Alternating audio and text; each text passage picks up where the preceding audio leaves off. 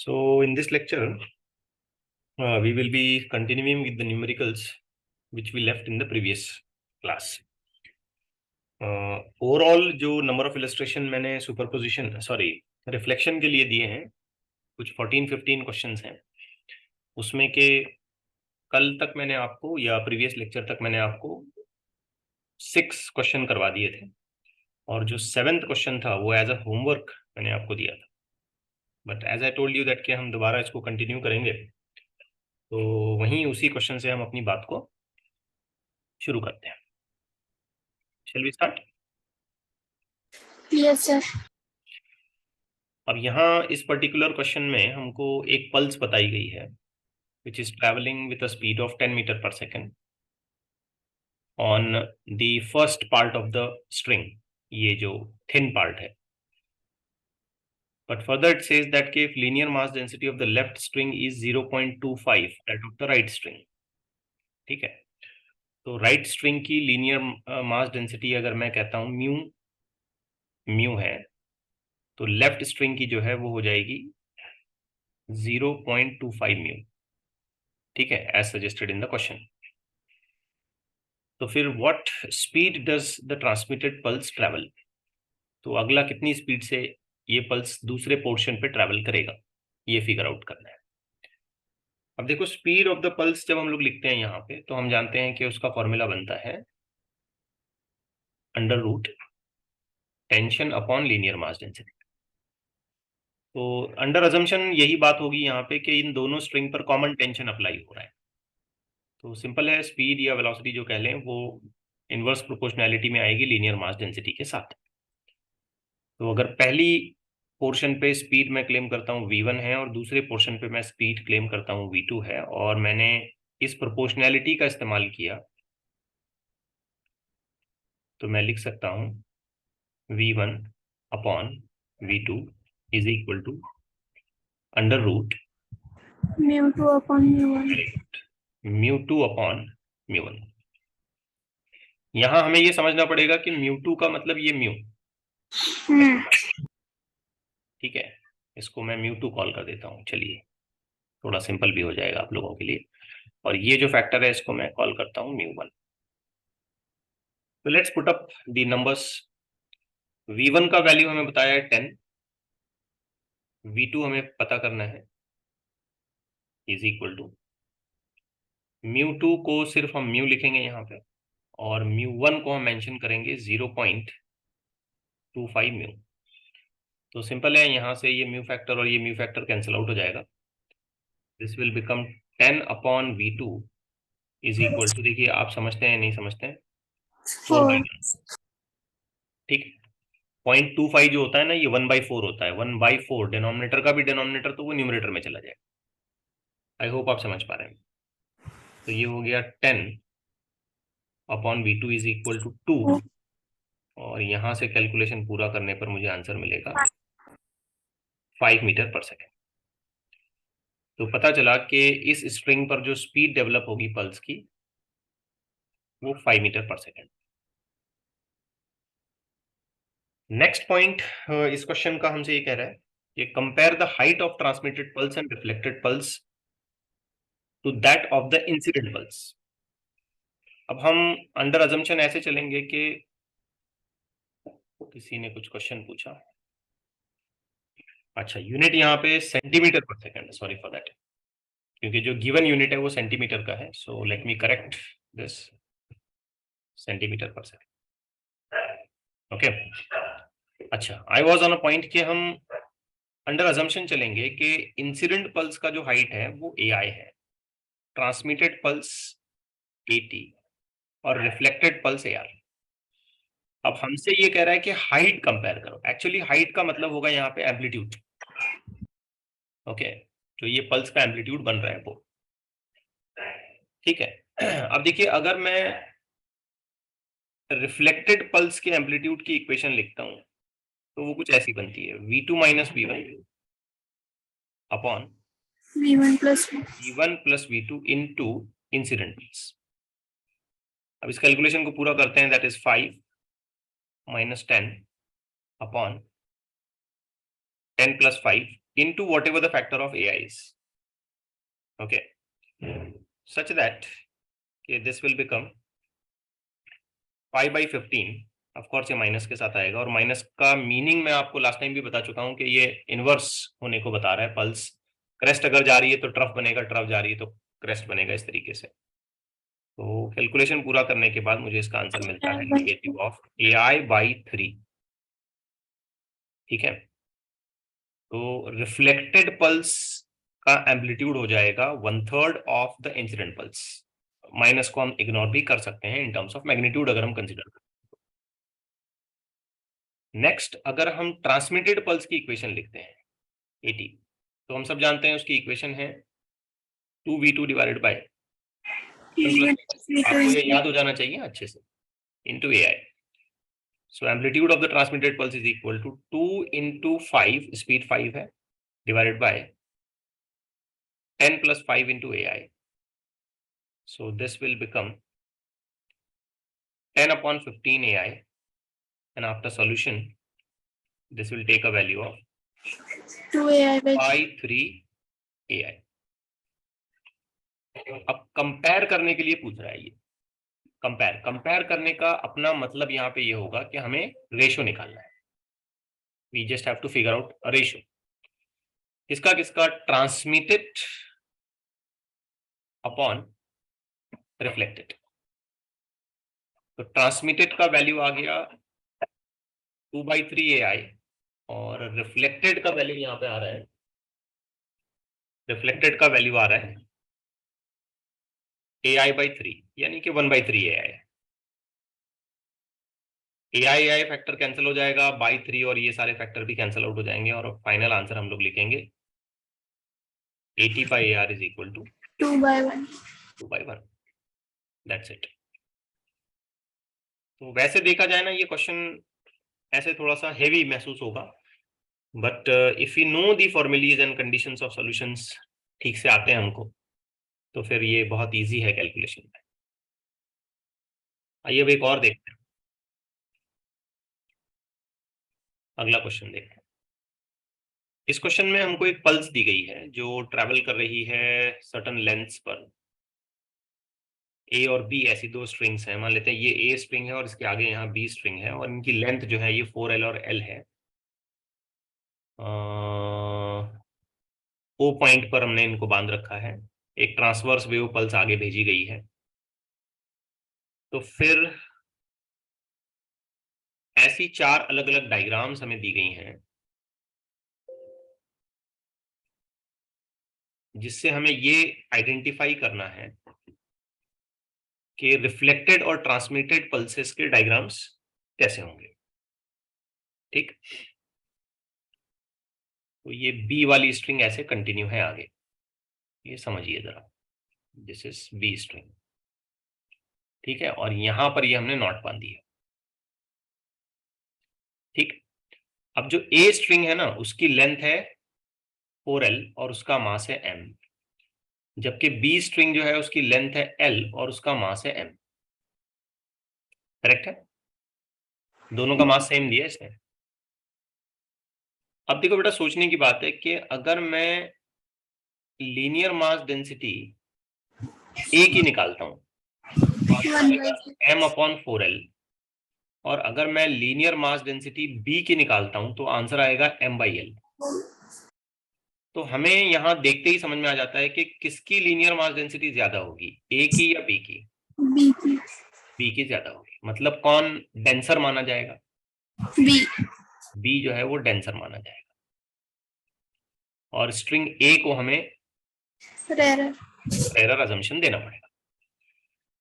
अब इस बाउंड्री पर, यहां ये जो मैं डॉटेड लाइन से सेग्रीगेट कर रहा हूं, इस बाउंड्री पर रिफ्लेक्शन भी होगा और ट्रांसमिशन भी होगा।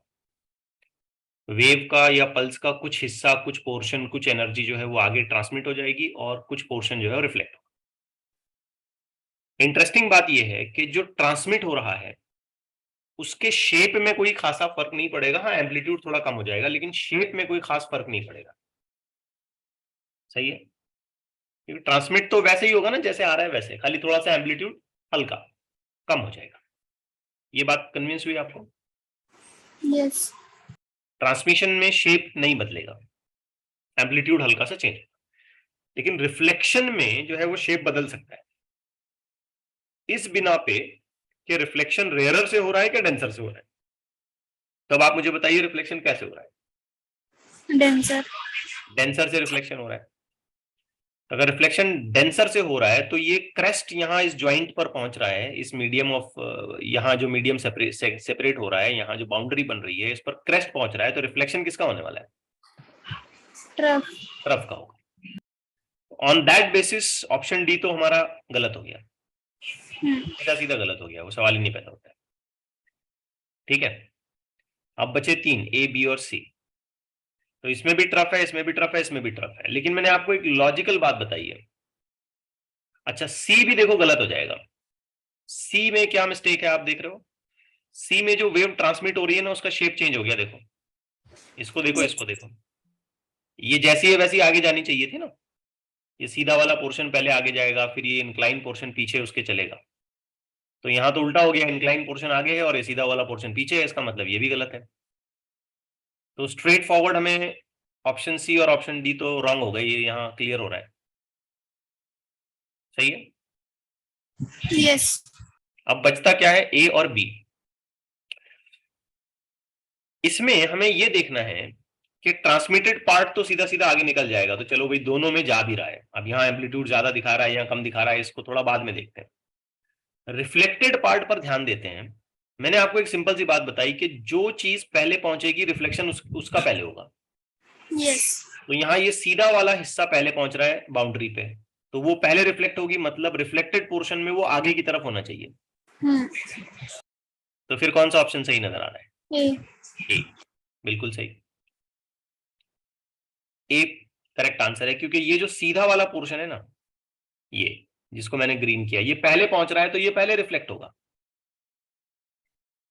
बात समझ रहे हैं सभी? Yes sir. Okay, so option A बिल्कुल करेक्ट मैच है।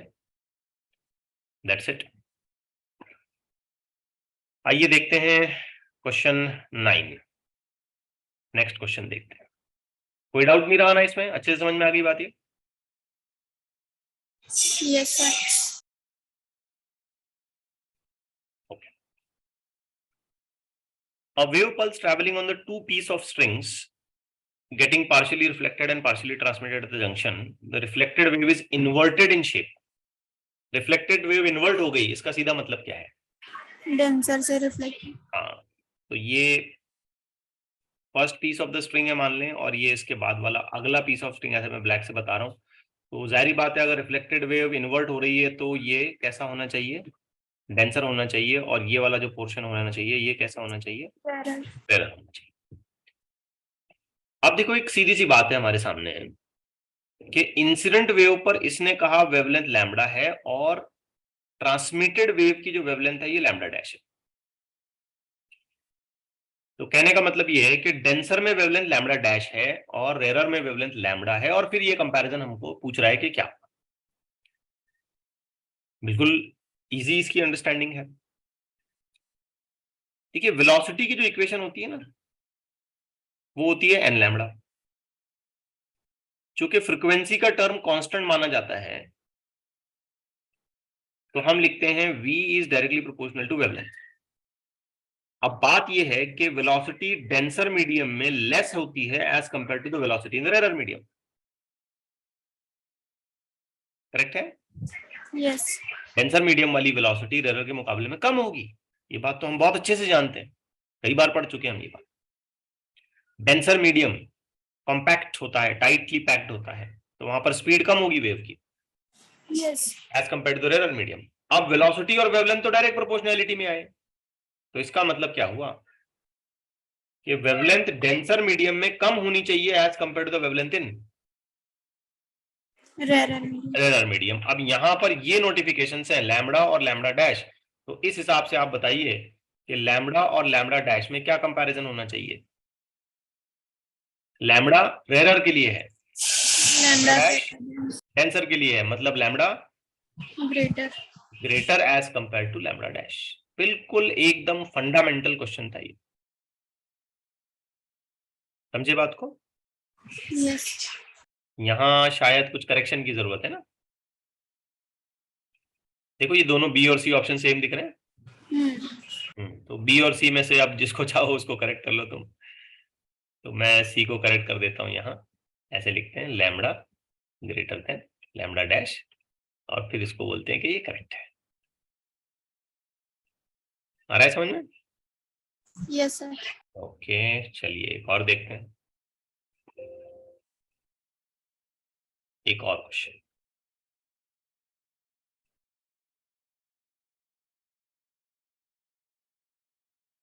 A pulse shown here is reflected from the rigid wall A and then from the free end. तो बेटा जो रिजिड वॉल है ये कैसी मानी जाएगी? डेंसर। Dense, very good. और ये जो फ्री एंड है ये कैसा माना जाएगा? वेरस।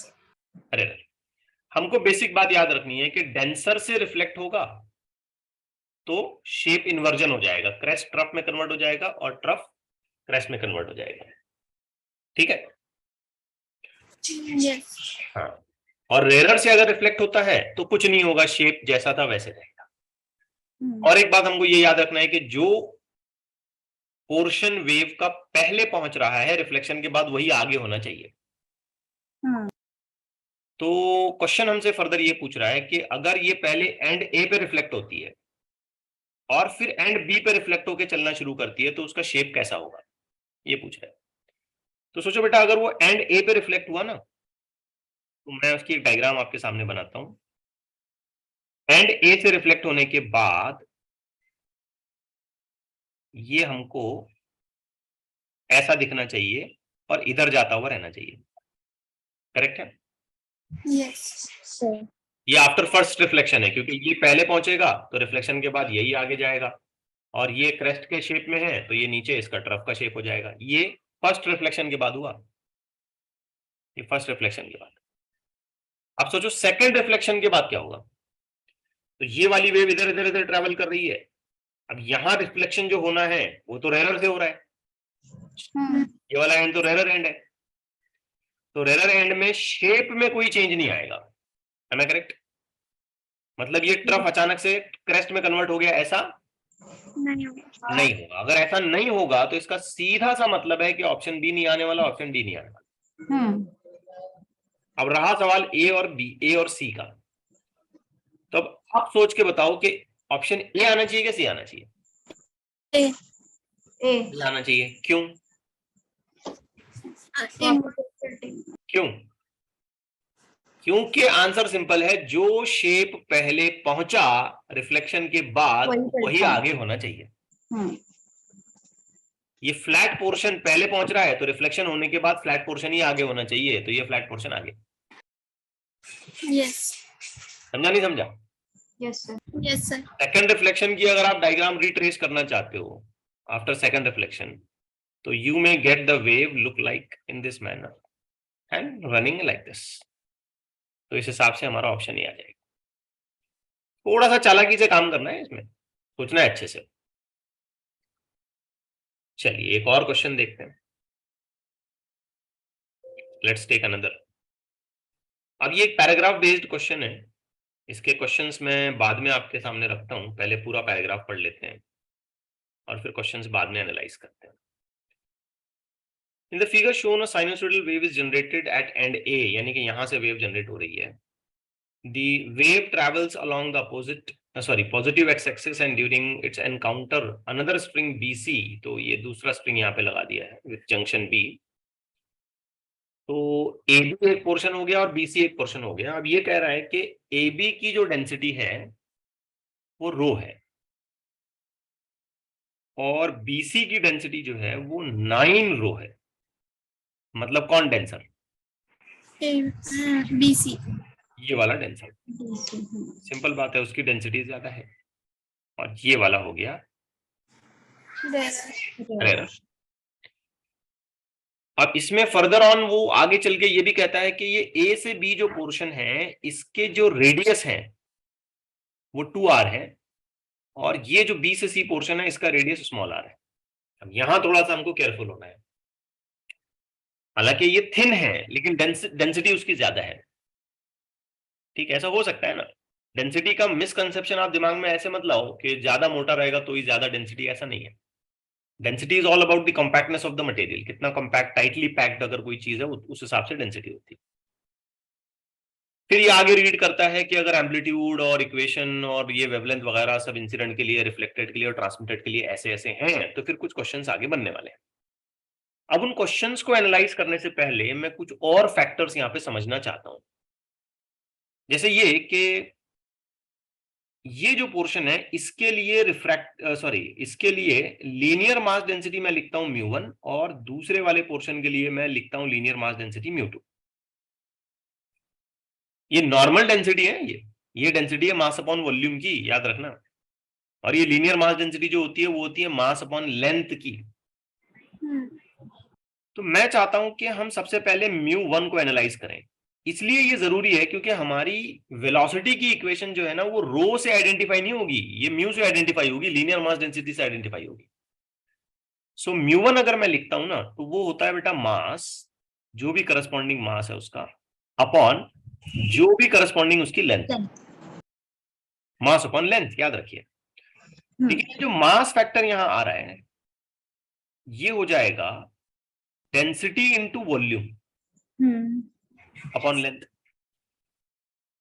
फर्दर ऑन ये जो वॉल्यूम यहां आ रहा है इसको हम लिख सकते हैं area of cross section, area of cross section, ये जो एरिया ऑफ क्रॉस सेक्शन है इसका, इनटू लेंथ अपॉन लेंथ। इसका मतलब यहां से हम ये फैक्टर ऑफ एल कैंसिल कर सकते हैं और लिख सकते हैं μ2 is equal to rho into area of cross section, मतलब पाई 2r का स्क्वायर, क्योंकि इसका रेडियस 2r है। ध्यान दो, समझने की कोशिश करो। Yes. तो कैलकुलेशन करने पर मुझे इस फर्स्ट स्ट्रिंग की लीनियर मास डेंसिटी मिलती है 4 पाई, ठीक है, 4 पाई रो r square। अब सिमिलर सॉर्ट ऑफ कैलकुलेशन मैं करना चाहता हूं फॉर सेकेंड स्ट्रिंग, एग्जैक्टली वैसी ही। तो ये हो गया बेटा μ2 इज इक्वल टू जो भी करस्पॉन्डिंग उसका मास होगा और जो भी करस्पॉन्डिंग उसकी लेंथ होगी। चलिए, अब मास तो होता है डेंसिटी इंटू वॉल्यूम, तो डेंसिटी ना बेटा मुझे यहां लिखनी चाहिए 9 rho into volume v divide by corresponding length. अब 9 रो मैंने क्यों लिखा, आप नोटिस किया? इसकी डेंसिटी तो 9 रो गिवन है ना हमको। Yes. फिर आगे चलते हैं, μ2 इज इक्वल टू ये हो गया 9 रो, ये फिर आगे हो जाएगा area of cross section into length upon length. तो हम देखेंगे कि वापस से यहाँ पे ये लेंथ फैक्टर यहां से और यहां से कैंसल आउट हो गया और हमको इसकी लीनियर मास डेंसिटी का इक्वेशन मिला 9 रो पाई और इसका रेडियस है r²। ठीक है, Yes. तो फाइनल इक्वेशन अगर मैं उसी अंदाज से लिखूं तो मैं लिखूंगा 9 पाई रो r²। करेक्ट है? Yes. अब चलो ऐसे सोचते हैं कि इस पर जो वेव बनेगी उसकी स्पीड v1 है और इस पर जो वेव बनेगी यहां पे उसकी स्पीड v2 है। लेकिन v के लिए हमारा अंडरस्टैंडिंग बिल्कुल क्लियर है कि it is inversely proportional to root of linear mass density. ये तो एकदम क्लियर है, ये बात अभी अभी हमने थोड़ी देर पहले सीखी, अंडर रूट में टेंशन अपॉन म्यू होता है ना ये। Yes, sir. तो एक छोटा सा कैलकुलेशन यहां फिर एक बार बना लें, v1 upon v2 is equal to under root में, बोलिए क्या लिखना चाहिए, μ2 upon μ1. μ2 अपॉन μ1, बिल्कुल सही। अब कंटिन्यू करते हैं, v1 upon v2 is equal to under root में μ2, 9 ये सब pi. कुछ 9 पाई रो r²। चलो मैं तुम्हारी अंडरस्टैंडिंग के लिए लिख देता हूं यहाँ पे 9 पाई रो और ये r² डिवाइडेड बाय, ये हो गया बेटा 4 pi rho and then r²। Calculation पूरा करने पर मुझे मिलेगा v1 upon v2 is equal to 3/2. 3/2, या आप एक इंटरनल रिलेशन ऐसे बना सकते हो 3/2 v1, sorry 3/2 v2। Clear? Yes. तो इतना सब हमने इंफॉर्मेशन एक्सट्रैक्ट कर लिया based on this passage. Paragraph के ऊपर हमको ये सारी मालूमात अब मिल गई है। अब इसके ऊपर एक वेव चलने वाली है, तो उसकी इंसिडेंट ऐसे होगी, उसकी वेवलेंथ ये होगी, इसमें से अगर कुछ हिस्सा रिफ्लेक्ट हो गया तो ये उसके डिस्क्रिप्शंस होंगे, और कुछ हिस्सा अगर ट्रांसमिट हो गया तो ये उसके डिस्क्रिप्शंस होंगे। अब इस पर क्वेश्चंस को आंसर करना है, तो हमारे पास यहाँ 3 अलग अलग क्वेश्चंस हैं। पहला देखते हैं, फर्स्ट क्वेश्चन क्या कहता है, Which of the following statement regarding the phase difference delta phi between waves at x is equal to 0 is true? मतलब यहां आकर के जो वेव्स बन रही हैं, ट्रांसमिटेड, इंसिडेंट, रिफ्लेक्टेड, उनके बीच में कौन सी डिस्क्रिप्शंस है। अब माइंड में बात क्लियर कर लें, ये डेंसर है, ये रेयर है। अगर वेव यहां से रिफ्लेक्ट हुई तो कहां से रिफ्लेक्ट हुई, रेयर से या डेंसर से? डेंसर। डेंसर से। डेंसर से। जैसे ही वेव डेंसर से रिफ्लेक्ट होती है उसमें पाई का फेज डिफरेंस आ जाता है। बिल्कुल सही, पाई का फेज डिफरेंस आ जाएगा। किसके किसके बीच में? इंसिडेंट और रिफ्लेक्टेड के बीच में। तो इंसिडेंट रिफ्लेक्टेड फेज डिफरेंस 0 बोल रहा है, गलत। रिफ्लेक्टेड ट्रांसमिटेड 0, बात की बात है। इंसिडेंट ट्रांसमिटेड पाई बोल रहा है, गलत। रिफ्लेक्टेड ट्रांसमिटेड, अरे इंसिडेंट रिफ्लेक्टेड तो दिया ही नहीं। अब सोचते हैं अगर वेव ट्रांसमिट हो गई तो इंसिडेंट और ट्रांसमिशन में कोई फेज डिफरेंस आता है क्या? नहीं, नहीं आता है। ठीक है, तो incident transmission, incident transmission, incident transmission, कोई फेज डिफरेंस नहीं आता है। यहां तो पाई दिया इसने, सही है ना? अब सोचो रिफ्लेक्टेड और ट्रांसमिशन में क्या होगा? पाई का सोचने वाली बात है। इंसिडेंट ट्रांसमिशन, देखिए इंसिडेंट एंड ट्रांसमिशन 0 है ना, कोई फेज डिफरेंस नहीं आएगा। यस, इंसिडेंट एंड रिफ्लेक्टेड, बोलो पाई। पाई। लेकिन अगर मैं ऐसा कहता हूं transmission and reflected, incident transmission में कुछ नहीं है, इंसिडेंट रिफ्लेक्शन में पाई है, इसका मतलब ट्रांसमिशन रिफ्लेक्शन में भी पाई होना चाहिए ना। यस। सोचो भाई यार, एकदम आसान सी बात है, पाई होना चाहिए ना। सर। अरे इसको समझाने के लिए अगर मैं एक मिसाल ऐसी दूं कि भाई ऐसी वेव आ रही है, ये ऐसी वेव आ रही है, जाते समय क्या हुआ कि ये थोड़ा सा आगे गया और रिफ्लेक्शन ऐसा हुआ, समझे कि नहीं? तो ये इनवर्स हो गया ना, पाई हो गया ना इसमें फेज डिफरेंस। यस, इंसिडेंट और सॉरी रिफ्लेक्टेड और ट्रांसमिशन में भी तो पाई हो गया। Yes sir. एकदम कंफर्म? यस। इंसिडेंट ट्रांसमिशन में 0 है, तो ये आई हटा के यहाँ टी लिख सकता हूं ना बेटा मैं। Yes sir. तो फिर यहाँ पे पाई ही आएगा ना। तो आंसर क्या आएगा? डी। बी। क्या आएगा, बी या D? B. D reflected transmission है, रिफ्लेक्टेड ट्रांसमिटेड 0 बोल रहा है ये। डी। डी। डी आएगा, D, fourth option, fourth option आएगा यहाँ पे। सोचिए क्या मैं यहां से ये हटा के वाई आई लिख दूं तो कोई फर्क पड़ेगा क्या?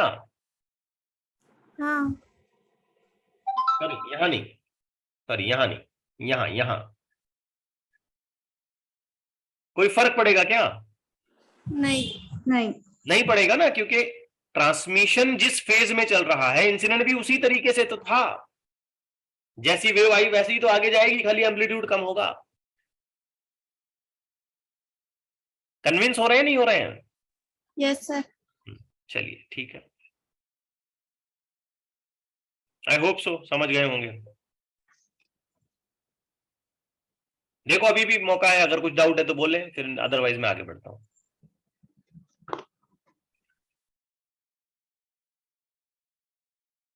यस, समझा सर। अच्छी बात है। आइए नेक्स्ट पे देखते हैं। The ratio of wavelength lambda R to lambda T. अब यहां वेवलेंथ निकालना है किसके किसके लिए? लैम्बडा आर एंड रिफ्लेक्टेड और ट्रांसमिटेड। Reflected transmitted. ट्रांसमिटेड। अब रिफ्लेक्टेड की जो वेवलेंथ होगी ना वो वही होगी जो इंसिडेंट की होगी। क्यों? क्योंकि रिफ्लेक्शन होने के बाद मीडियम, उसी मीडियम में वेव वापस आ रही है। ठीक है। अब वेवलेंथ कैसे निकालें, ये जरा समझने वाली बात है। तो यहां पर हम हमारा पुराना ही मेथड इस्तेमाल करते हैं, v is equal to n lambda. हम जानते हैं कि ये एन फैक्टर कैसा है? कांस्टेंट। अगर एन फैक्टर कांस्टेंट है तो हम लिखेंगे कि v प्रोपोर्शनल लैम्बडा।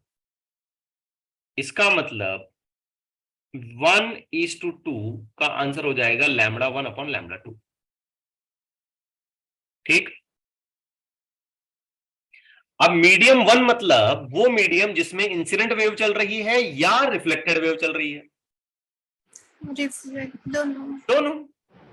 इंसिडेंट भी उसी में चल रही है या रिफ्लेक्टेड भी उसी में चल रही है। और मीडियम 2 मतलब कौन सा मीडियम? जिसमें ट्रांसमिटेड चल रही है। मतलब इस इक्वेशन को अगर टर्मिनोलॉजी जैसी दी गई है उस हिसाब से मैं बनाऊं तो मैं लिख सकता हूं R T is equal to lambda R upon lambda T. क्या कहते हैं? सही है। याद रखना आर और टी का मतलब 1 2, मीडियम 1 मीडियम 2। अब मैंने v1/v2 के लिए रिलेशन ऑलरेडी बना रखी थी, ये दिख रही है? यस। तो क्या इसका फिर फाइनल आंसर मैं यहां क्लेम कर दूं? यस। 3/2। आ रहा है ना समझ में? Yes sir. 3/2। ये आंसर डन। आसान था एकदम।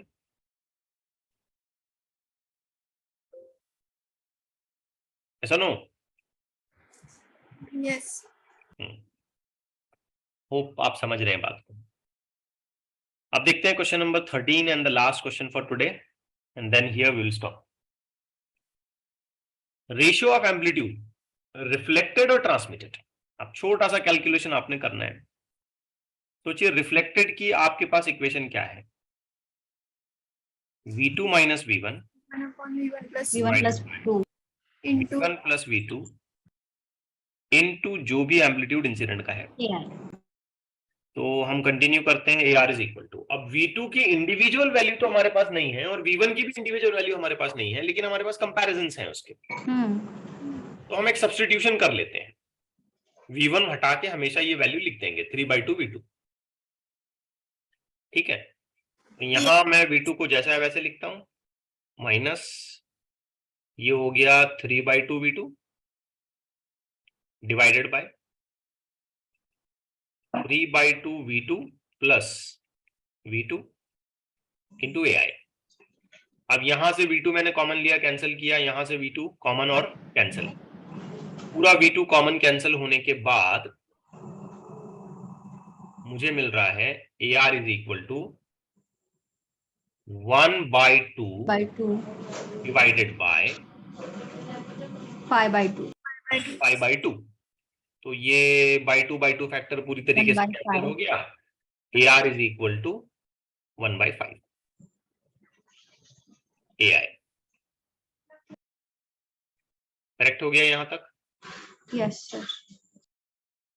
अब थोड़ा सा और कैलकुलेशन करना है, calculation corresponding to 80।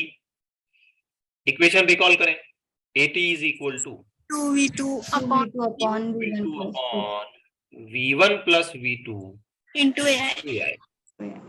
I hope कल से ये इक्वेशंस को सॉल्व करते करते हमको ये सब याद हो गई। सो 2v2 will be just writing as it is 3 divided by, this will become 3/2 V2 plus V2 and then AI। Numerator और डिनोमिनेटर में से V2 कॉमन कैंसिल, हमको मिल रहा है 80 is equal to 2 divided by 1/5 5/2। I hope आप समझ पा रहे हैं। Yes. Yes, sir. फाइनली बचा क्या? 4/5. 5. AT इज इक्वल टू, ये ऊपर हो गया 4/5 AI। अब हमसे इसने पूछा कि भाई रेशियो बताएं AR अगेंस्ट AT का, तो काफी आसान है, छोटा सा कैलकुलेशन है। AR divided by AT equals, AR की इक्वेशन है अपनी 1/4. AI डिवाइडेड बाई 5, AT की इक्वेशन है 4AI डिवाइडेड बाई 5। तो बाई 5 फैक्टर पूरा कैंसिल हो गया, AI आया पूरा कैंसिल हो गया, आंसर आया 1/4, यानी कि 1:2। Yes. That's it. तो इतने हमारे न्यूमेरिकल्स जो हैं वो बाकी थे जो कल करना था, और इनफैक्ट वो पिछले लेक्चर में उसकी लेंथ के हिसाब से देखे तो पॉसिबल भी नहीं थे, इसलिए हमने कल ब्रेक दिया और कुछ रिमेनिंग नंबर ऑफ क्वेश्चंस को आज हमने डिस्कस किया। अब रिफ्लेक्शन का आर्टिकल हमारा यहाँ आकर के पूरा हो गया है। इसके बाद अगले लेक्चर में हम शुरू करेंगे सुपरपोजिशन। ये जो भी बातें मैंने आपको बताई है, progressive wave, equation of progressive wave, how to handle the conditions of equation of progressive wave, reflection कैसे होता है, और फिर रिफ्लेक्शन के दौरान कौन कौन सी डेंसर एरर की कंडीशंस आती हैं, और एम्पलीट्यूड्स को कैसे कैलकुलेट किया जाता है, ये सब हमें कनेक्ट करना है, जोड़ना है एक्चुअल सुपरपोजिशन ऑफ वेव्स पर। तो वो अगली क्लास में हम लोग डिस्कस करेंगे। रुक जाए फिर यहाँ पर। Yes, sir. Yes, sir.